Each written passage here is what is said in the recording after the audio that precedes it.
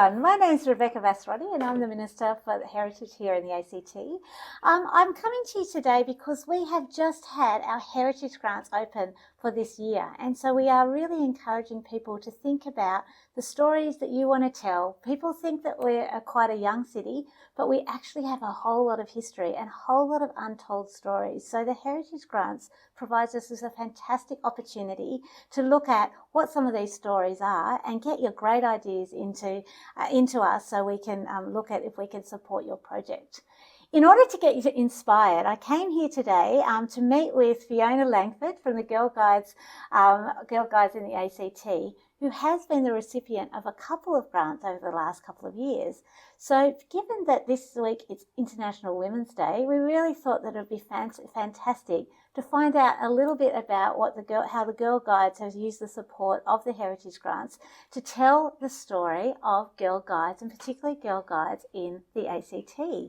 I was so lucky at the last Heritage Festival to come and to see the results of one of the Heritage Grants that we provided in 2019 around an exhibition that showed some of the uniforms of Girl Guides and has provided the opportunity for those uniforms to be preserved and archived. So I've asked Fiona to come out and to show us a little bit about some of these really fantastic uniforms, and to give us a little bit of a preview about what they'll be doing this year for the Heritage Festival and some of the work that they're doing. But Fiona, before we sort of have a look at some of these beautiful treasures, tell me a little bit about Girl Guides in the ACT. When did it start and how many people were involved? Okay, it started in 1927, just before the opening of Parliament House. Yeah. And one of the large photos that we have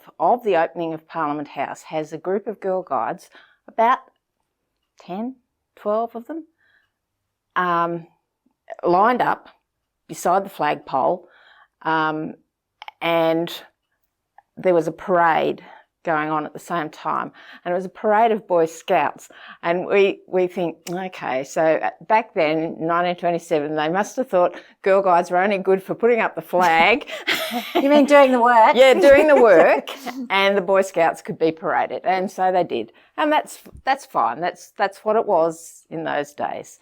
So that means that the Girl Guides must have been one of the first community organisations in the ACT, and given that there wasn't much around, it must have been a pretty important thing for young women. So what were the sorts of things they'd get involved in? Well, I don't know if they were involved in baking the pies for Parliament House, the ones that got buried. I don't know if that was them, but they always supported things like the war effort, knitting and making socks and whatever they did there back then, collecting tin for remaking into bombs and something awful like that.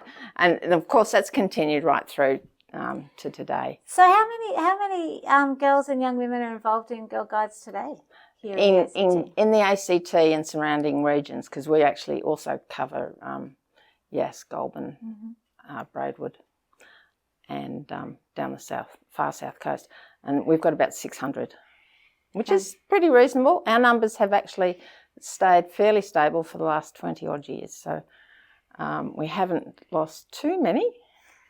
A good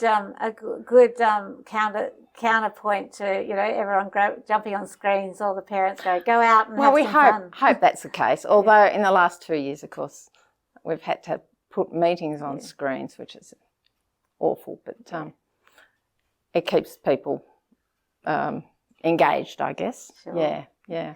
So, as we said, that last year at the Heritage Festival, you did an exhibition that showed the uniforms through the ages. That's right. And it was fantastic because things have changed quite a bit. And just a bit. What you've been able to do is provide us with a little taste of a uniform from the 1930s. Yes. And so, tell us a little bit what we've got here. At the moment, they would have worn a dress similar to that. So it's a I'll probably hold it up. Yeah. Gosh, I know that the lady who this came from was a very short lady. She might be, well, not I was that about short. to say, I could probably put it on. Yeah, you probably could. Any rate, it didn't come with any badges attached, which is a little disappointing, but we know she was at Second Chatswood. This was a lady who later became a mother of a guide in Canberra, and she had kept all her things. So it's just a plain, they used to call those overalls, that style of dress. And so that really plenty of pockets for points storing out those things. It also points out the fact that this is very much an intergenerational thing. There's many, there's many totally. families that have had mothers and grandmothers and great-grandmothers. Absolutely, yes. So we do. This definitely came from her belt and her whistle because she was a leader in Chatswood.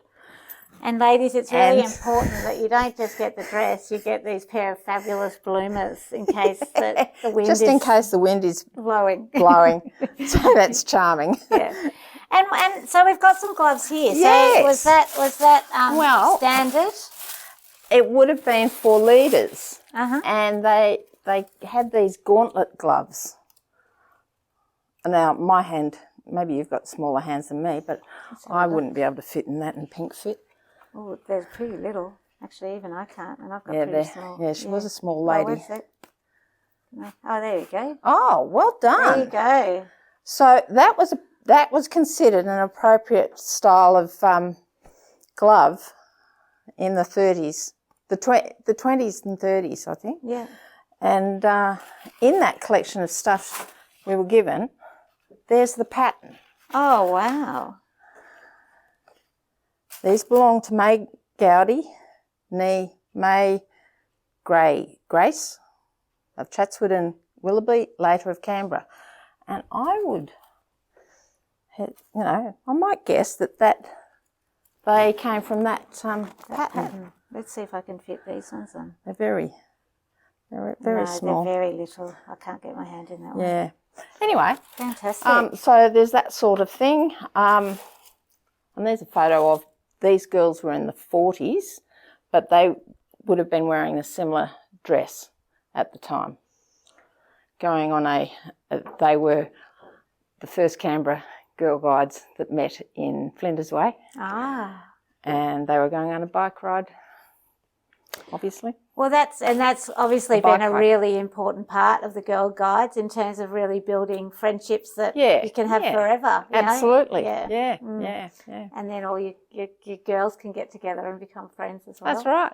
Yeah. So, Fiona, you're also going to do an exhibition for this year's Heritage Festival that's coming up in April. Yes. So what are you going to do this year? Well, this year we're going to expand we had 21 dummies that we dressed last year, and this year we're aiming for about 37. Great. So we're going to be using both ends of this hall this time. Yeah. Fantastic. We'll also be putting on a little display of dollies that were created for various purposes, showing the uniforms, I guess, of the time. That's a fairly recent style of uniform. But that would have been from the 70s. That would have been maybe early 80s, that style of dress. We've got a few. And this is the modern version. It's a little less scary, this one. Yeah. So, fantastic. Yeah, we've got those sorts of things. So, Fiona, can you share, what difference the Heritage Grant made in order to be able to, bring these exhibitions together and capture some of the history of the Girl Guides in Canberra? Absolutely. We not only have a collection of uniforms, we also have a lot of paper records.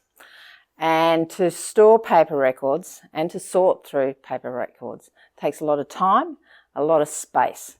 So we've actually got our paper records in a hall in near Monica, and the grant enabled us to get a what's it called, a conservation plan, which gave us the starter of how to keep the records, what things we should be keeping, seeing if we needed to conserve some of the things we've got, and it enabled us to buy archival materials like archive boxes, archival tissue, and restoration sort of equipment that you need. Yeah. So I've got a team of about 10 that look after the uniforms and the paper. Right. And the grant helped a lot. We also used the grant for oral histories. I was about to ask about that. Yes. I hear that's happening as we speak. That's right. So tell us a little bit about the oral history project. Right. This grant that's running at the moment, we've got enough money to do 5 oral histories, and we'd done 5 oral histories 3 years ago. Right. And they're now in the ACT Heritage Library, so which is available online too, so anyone can listen to them at any time. And the ladies that we have chosen are all a little bit older, and their stories are not just the stories of guides, but the stories of their time in early Canberra and when they came to Canberra and all that sort of information. It's a lot of interesting things. Absolutely. Well, it also does really reflect the story of Girl Guides, doesn't it? Because, absolutely. Girl Guides here, almost grew up with the city. Absolutely did. And saw so many of the changes. Yeah. Fantastic. Yeah. Well, look, thank you so much, Fiona, for sharing some of the history of Girl Guides and also some of this fantastic material. We really hope that this inspires you a little bit to think about what you might be able to apply for in terms of this year's Heritage Grants. I think it is particularly important with us celebrating International Women's Day that we really celebrate and recognise women's stories and particularly the contribution of women to our local community. So jump on to the website to find out more about the Heritage Grants. They are now opened and they'll be open until the end of April. Also, don't forget to come out and go to as many events as you can as part of the Heritage Festival. There'll be over 150 different events throughout the period. And my only gripe is that there's just not enough time to get to all of the really interesting things. Whether you're interested to find out more about organisations like the Girl Guides, our First Nations history, go on heritage walks, discover some of our beautiful heritage buildings. There's really something for everyone in this Heritage Festival. So really hope to see you there and really looking forward to seeing the fantastic applications that will come through that really, marks and celebrates the history of Canberra. So thank you very much.